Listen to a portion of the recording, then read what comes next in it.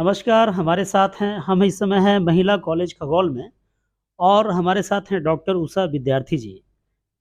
ये इसी कॉलेज में 3 बार आ चुकी हैं, 2009 में भी आईं, 2012 में भी आईं और अब 2022 में भी आई हैं।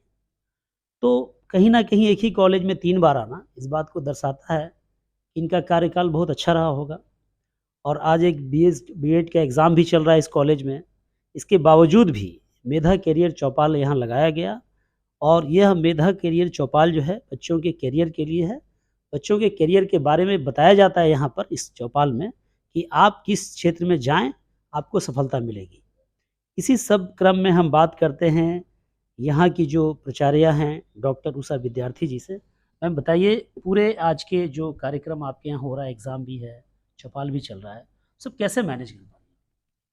देखिए ये तो महिला कॉलेज खगौल है और इस क्षेत्र के अगल-बगल का जो समीकरण है वो बिल्कुल ग्रामीण परिवेश से बच्चियाँ आती हैं और मैं समझती हूँ कि जितना ज़्यादा उनको अवेयर हम करेंगे, कल को सफलता उसी दृष्टि से मिलेगा। ये कार्यक्रम मेरा पहले से तय था। इसी बीच में विश्वविद्यालय से बीएड की परीक्षा लेने की अनुमति मिली और मुझे लगा कि ये कैसे हम इसको छोड़ सकते हैं, बच्चियों का सवाल है। तो हमने एक जगह जैसे कह सकते हैं ना कि जहाँ चाह वहाँ राह। मुझे लगा कि ये चौपाल होना चाहिए, कैरियर चौपाल, जिसमें बच्चियों को सीखने की, समझने की थोड़ा शक्ति बढ़े और वो सीखे। फिर हमने पीछे वाला आंगन में कार्यक्रम कराया, आपने देखा, बहुत सुंदर कार्यक्रम हुआ, बहुत सी बच्चियाँ आईं और सबसे है कि उनके मन में एक अभिलाषा जगी कि भई हम क्या-क्या कर सकते हैं। केवल ये नहीं कि हम आ रहे हैं, मैट्रिक पास किए हैं, इंटर की विद्यार्थी थी, बीए पार्ट 1 की, तो मुझे क्या करना है? कुछ हम भाषण दिए, कुछ बाकी और जो लोग आए थे बताए, तो ऐसा लग रहा था जैसे उनको कुछ सीख रही हूँ और तरह-तरह की जानकारी मिली हमें कैसे करना चाहिए। एक जानकारी मुझे बहुत अच्छा लगा, मैं तो उनको बुलाई भी हूँ कि स्कॉलरशिप हम देते हैं। देखिए गवर्नमेंट के बहुत सारे स्कीम है, बिहार सरकार हो, केंद्र सरकार, उसको इंस्टीट्यूट हम कैसे करते हैं? इसके लिए प्रचार-प्रसार आवश्यक है, तो ये चौपाल के माध्यम से बहुत सारे बच्चियों को जानकारी मिली कि जैसे 60% उसका हमने पूछा कि भई आप कैसे दोगे scholarship? First division, second division या ओवरऑल जितनी बच्चियाँ हो या कोई एक्टिविटीज़ पर, उन्होंने कहा कि 60% से ऊपर जिसका हो या अगर सेकंड में भी अच्छा कर रही हो, उसकी कुछ उत्कंठा हो कि हम कुछ और कर सकते हैं, उनको हम लोग स्कॉलरशिप के माध्यम से पैसा देते हैं। कई बार देखने को ये मिला है कि बहुत सारे बच्चे एजुकेशन तो ले लेते हैं और एजुकेशन लेने के बाद उन्हें यह समझ में नहीं आता है कि हम किस क्षेत्र में जाएँ, क्या करें? माता-पिता कहते हैं शादी कर देते हैं, है ना? तो ये सभी जो दुविधाएँ हैं, पुरुषों में भी देखा गया है, लड़कों में भी देखा गया है और कहीं-कहीं पर ये भी देखी गई है कि पैसे के अभाव में उनका एजुकेशन आगे नहीं हो पाता है।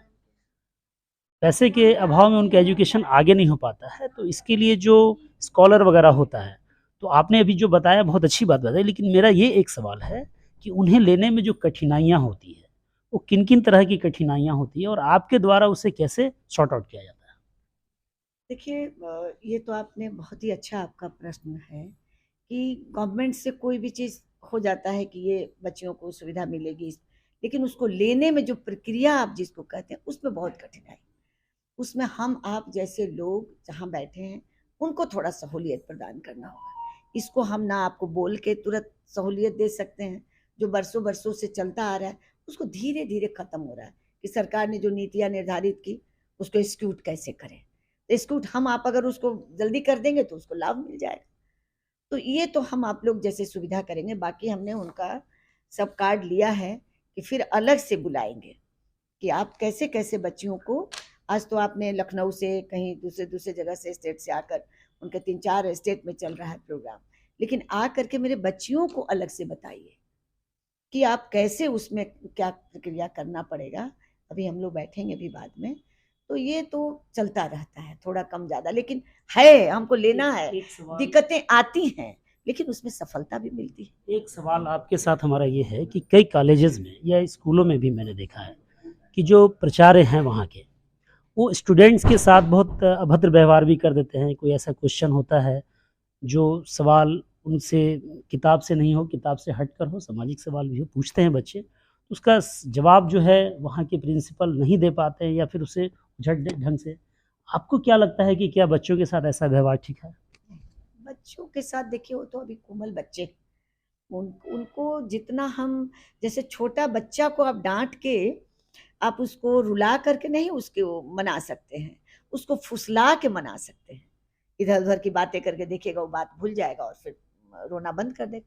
जस्ट उसी प्रकार ये अभी बच्चे या बच्चियां, उसको अगर आप समझा देते हैं कि तुम्हारे लिए आगे भविष्य क्या है, तुम क्या करना चाहते हो, तो वो उनका गुस्सा भी खत्म हो जाएगा। मेरे यहाँ भी कुछ दिन पहले कुछ हंगामा हुआ, लेकिन किसी बच्चे से मुझे कुछ नहीं, सबको बुलाया, सबसे बात किया, क्या दिक्कत है बोलो, तुम्हारा दिक्कत का समाधान होगा।